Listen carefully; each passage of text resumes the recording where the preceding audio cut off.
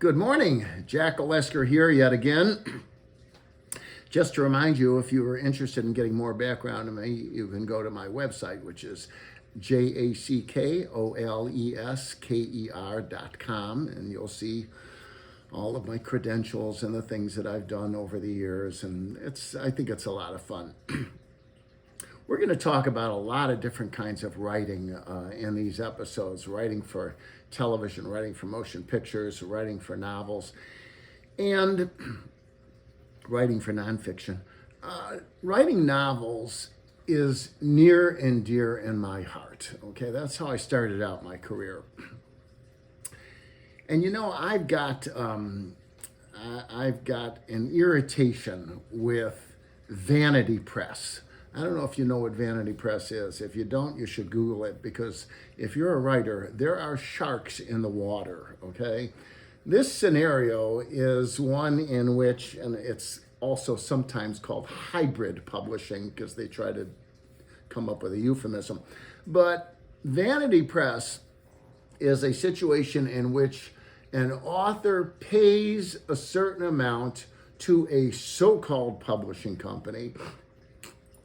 They run off about 200 copies of his book or her book, and that's what he's got. They don't do any marketing. They don't go into the bookstores, despite what you read on their sites.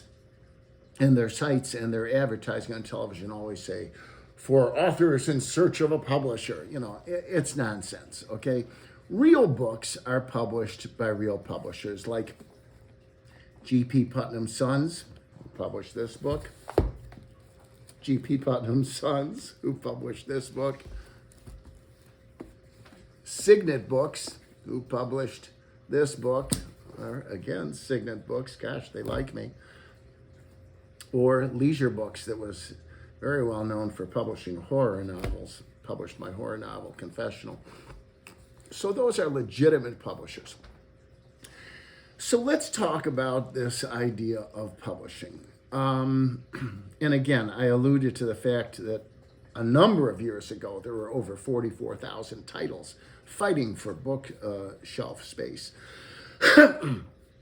Highly competitive market. Nowadays, it's very tough to get a publisher to even look at your book. Usually you have to go through an agent. There's ways around that, and we'll get to that in other episodes. But let's say that you have an idea for a book.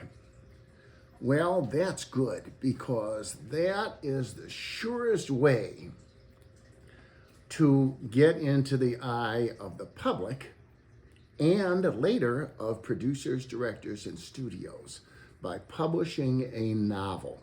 So anybody that is starting out, I would suggest to you, start out by writing a novel.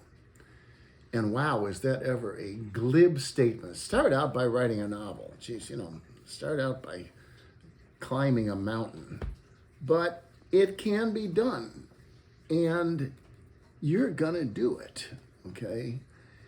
I talked a little bit about where you get ideas for books. And I talked in general terms, but now I'm going to talk in real specific terms.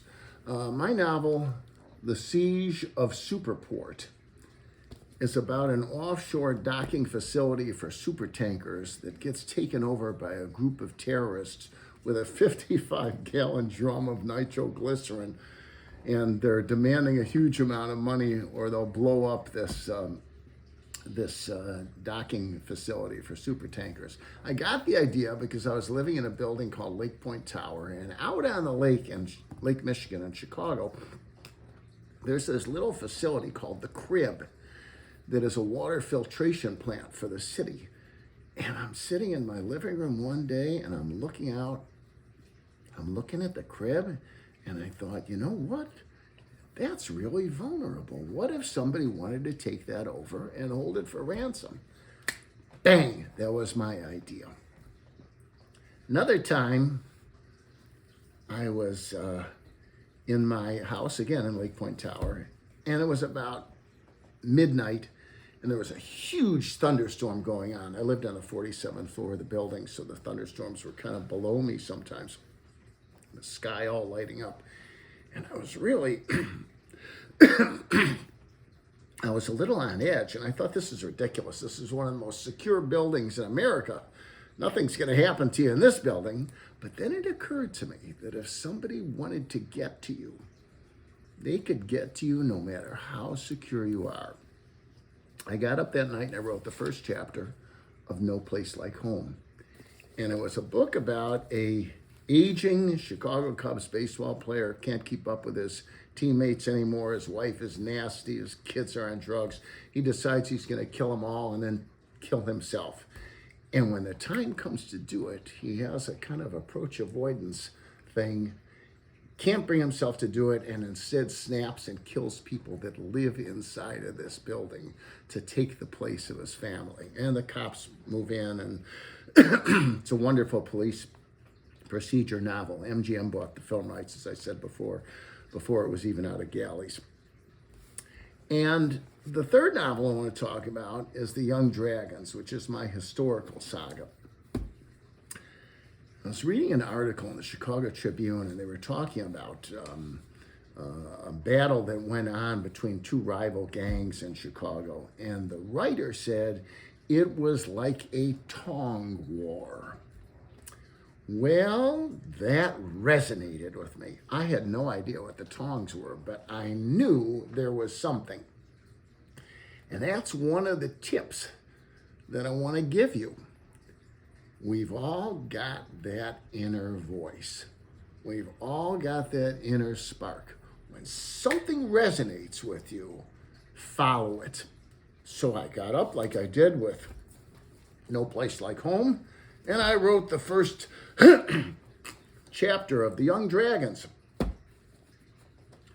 Well, I got to the end of the chapter and I realized I didn't know anything about Sichuan province in China. I didn't know anything about San Francisco. I didn't know anything about 1849. So what the heck am I doing trying to write a book about all this stuff? The tongs, the secret society, the warriors with hatchets. And what I did was I did 1 year of hard research.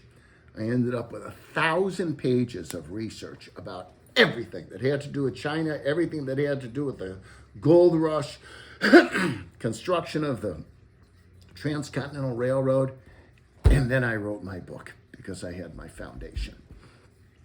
And when you're writing a book, it's the same way. Interestingly, there's a little bit of overlap from the different parts of our business of writing.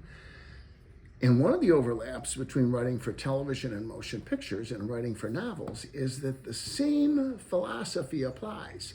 You got to know your beginning, you got to know your end, and you got to know 3 or 4 strong points along the way. Well, doing that for a 700-page novel, that's a formidable task.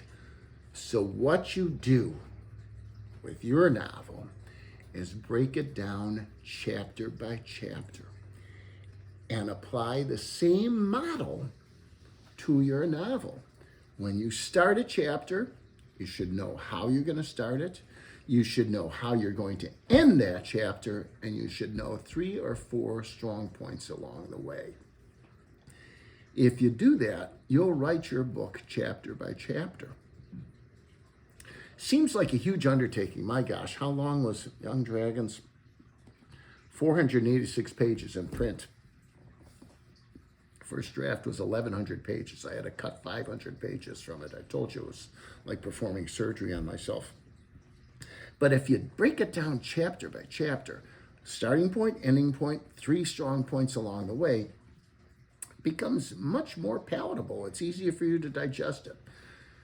Kim's telling me I got to wrap it up now. So we're going to go to Jack's tip jar, okay? And I'm going to give you a valuable tip that applies to your writing a novel. Listen, I've written novels. I'm all over the place. No Place Like Home was a murder mystery. Siege of Superport, suspense novel. Beyond Forever, a romance. Confessional, a horror novel. And of all of those different types of novels, the one that I'm going to recommend to you may work for you, it may not work for you, but I'll tell you why I'm going to recommend it for you. I recommend that you try a historical novel, and here's why. When I did those 1,000 pages of typed research on China, on the Transcontinental Railroad, on the Gold Rush, all of those characters came alive for me. Charlie Crocker, that helped build the railroad. Joaquin Murrieta, the outlaw that would raid the gold placers where they were mining the gold. I had a chronology in place. I knew exactly what was going to happen, when the gold would be discovered, how the Chinese would come over to America, how the import business worked, how gambling worked in the Chinese communities. I had all of that. Then all I had to do is what I told you in the last episode, come up with the characters. I came up with two brothers in Sichuan province who left and came over to America to make their fortune, their sister who came over with them, all of the workers on the railroads. I had the historical construct. I knew exactly when the gold spike was driven in to unite the railroads. I had everything. All I had to do was plug in my characters. So I will urge you, if it works for you, to consider a historical novel. Do your research. Don't start with doing the characters. Do your research first. I know I'm contradicting myself, but do your research, get your groundwork, and then take your characters, plug them in, and now you've got a novel.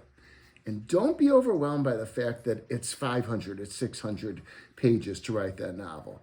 If you write 1 page a day, just 1 page a day, by the end of the year, you'll have 365 pages and you'll have a novel. I hope it's a great one. I hope it's a bestseller. You have a blessed day, and I'll see you soon.